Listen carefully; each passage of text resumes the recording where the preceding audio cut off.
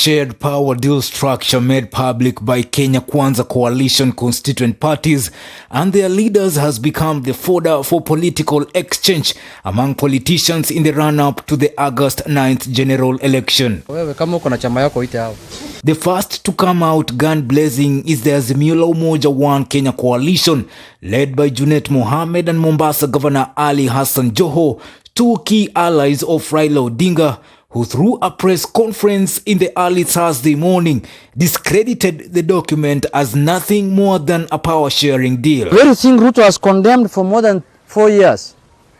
He has been telling Kenyans that their coalition, they are coming together, is not about sharing positions. It's about helping the common people. It's about helping Mama Mboga. It's about helping Boda Boda. Now, the thing has boiled down to sharing of positions. Junet Mohammed, the executive secretary of Azimio, has told Musalia Mudavadi, Moses Wetangula and Alfred Mutua to be wary of Deputy President William Ruto, who made them sign an agreement that can't be implemented. If Musalia was serious, he should have gone for the presidency or the deputy presidency, bare minimum. Now he's going for a con game that you must produce 70% of Western votes so that you can get a position. That is modern slavery. That is demeaning a leader of the status of Musalia Mudavadi. According to Junet and Hassan, DP Ruto has deviated from his earlier crusade of uplifting the poor and is now concentrating on creating positions for his new political friends. Mboga has no space. Boda Boda has no space. Their positions have been taken by Musalia, Wetangula, Kingi and Mutua.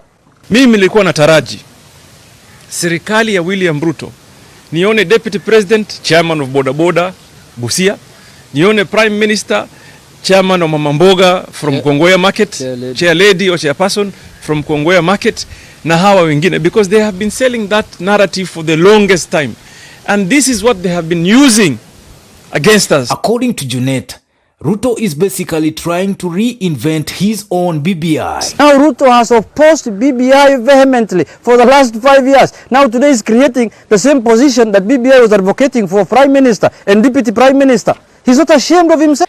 Junet said the power-sharing agreement signed between the three is a pure con game because Ruto is promising them positions that are not in law. Maneno ya kusema sijui that you have allocated the port to a party. The port. So why don't they allocate also Lake Victoria to a party? Or they allocate Mount Kenya to a party? How do you allocate the port of Kenya, the Kenya port here, Mombasa, Kilindini, to a party? Si basi allocate hata airport. The airport pia si upasi wapatie ODM airport. Chap kwa karibu na nini? Wapatie ODM airport basi tuchukue.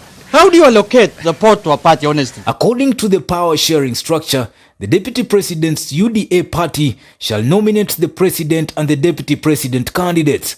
NC, led by Musalia Mudavadi, shall nominate the Prime Cabinet Secretary, a position that shall be created through an executive order by the President within 14 days of assuming power. The Ford Kenya party, led by Bungoma Senator Moses Wetangula, shall nominate the National Assembly Speaker candidate.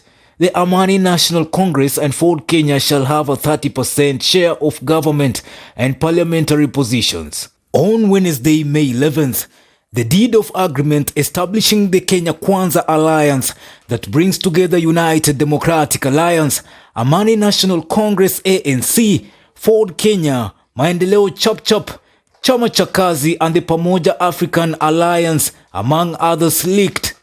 The 17-page document, drafted by Tharaka Nithi Senator Kithure Kindiki, outlines the composition, running and management of the coalition. The document also outlines the priority projects Deputy President William Ruto will concentrate on should he be elected president on the August 9th general elections. But what exactly has the Deputy President promised the people of Western Kenya and Coast that has kept Wycliffe Musalia Mudavadi, Moses Masika Wetangula and Amason Jeffa Kingi by his side? According to the agreement, Mr. Ruto, upon winning the presidential vote, has promised to reverse operational changes that have seen activities at the port of Mombasa relocated to Nairobi Inland Container Depot and the Naivasha Dry Port. Mr. Ruto, in Article 7 on priority projects and programs, also promises to put in place necessary reforms at the port of Lamu. The ambitious plan by Mr. Ruto also promises to review the Coast Guard Act and other laws so as to enhance the protection of local communities that rely on fishing as the main economic activity.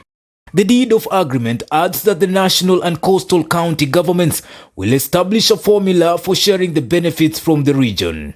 Kenya Kwanza has also promised to address the historical land injustices in the region by reforming the necessary laws as well as setting up a land compensation fund to assist the locals to purchase land from the absentee landlords. Mr. Ruto has also promised to ensure equitable representation of coastal residents in the national government. In his ambitious plan, Mr. Ruto has also promised to deliver the failed Jubilee manifesto to the people of Western Kenya, but on condition that Mr. Mudavadi and Mr. Wetangula deliver at least 70% of the total votes cast in the region. In his list of priority, Mr. Ruto will reward Western people for their loyalty by completing all the existing incomplete or stalled road projects in the area. According to Article 22 of Priority Projects of the deed establishing Kenya Kwanza Alliance, the Deputy President has also promised to deliver 1,000 kilometers of tarmac roads in Western Kenya within the first 5 years of his tenure as President should he win the August 9th vote. He has also promised to revive the sugar economy in the region by pumping funds to the sector.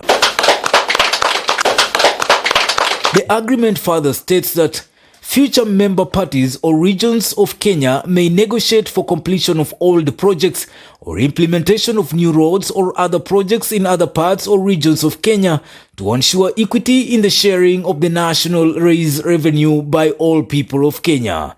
For Maisha Prime, Maisha Television, I'm Bishop Junior.